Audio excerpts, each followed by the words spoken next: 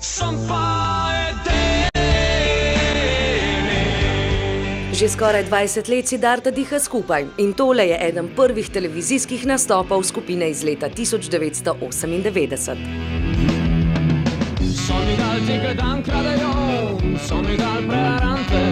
Obletnica bo sicer naslednje leto. Zdi se, da so v Sloveniji dosegli že vse.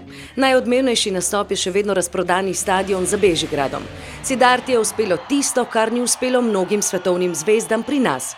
30 tisoč ljudi, 3 odri, 70 plesalcev in glasbeni gostje. Še danes je to spektakel, zapisan v zgodovino najboljših koncertov.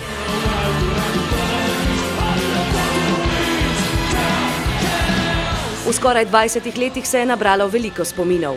Kad zazvenite prvič nek akord skupaj s celim bendom, to je super občutek. Siddharta že piše nove spomine. Eno leto pred obletnico so se že začele priprave na nov spektakel. Nekaj bomo špičili. Projekt, ki ga mislimo delati v tej fazi, je celo mogoče večdneven. Na odru ne bodo stali sami. Spremljali jih bodo tudi tisti, ki so zaznamovali njihovih 20 let. Večmesečne priprave pomenijo še en spektakel, o katerem bomo govorili še dolgo zatem.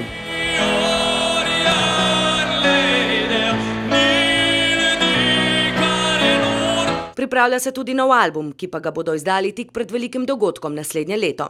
Do takrat jih bomo videli tudi na kakšnem manjšem odru, že to v soboto recimo na Škofjeloškem gradu v okviru Škofjeloške noči. Se prav veselimo, mi imamo kar dobre izkušnje z publiko na Gorenjskem, tako da pa Škofji Loki res nismo bili že, mislim, da 6 let.